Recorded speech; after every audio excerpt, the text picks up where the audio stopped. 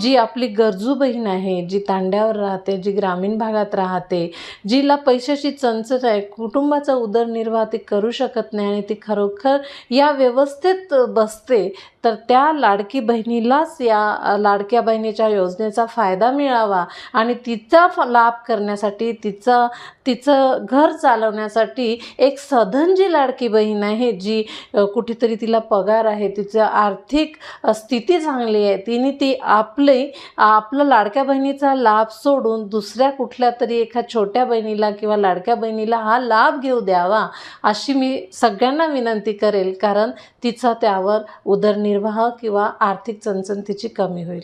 लाडक्या बहिणीची योजना ही सरकारने आम्हा लाडक्या बहिणीसाठी खूप चांगली योजलेली आहे. आपला यवतमाळ जिल्हा हा आदिवासी जिल्हा आहे.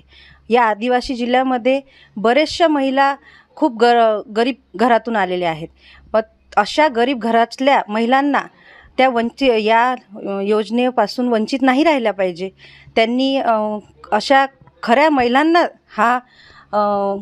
या योजनेचा लाभ मिळाला पाहिजे आणि ज्यांना खरंच आवश्यकता नाही आहे अशा महिलांनी स्वतःहून माघार घेतली पाहिजे. जर गरीब कुटुंबासाठी हे 1500 आता पुढे चालून 2100 देणार आहेत, तर हे पण खूप गरजू लोकांना तर याचं कसं महिलाचं घराचा किराणा होऊ शकते, नाहीतर काही एमर्जन्सी आली मेडिकल तर ती होऊ शकते, नाहीतर मुलांच्या शिक्षणासाठी पण हे खूप गरजेचं आहे आणि त्या रकमेमध्ये बऱ्याचशा म्हणजे गरज आपली भागू शकतो.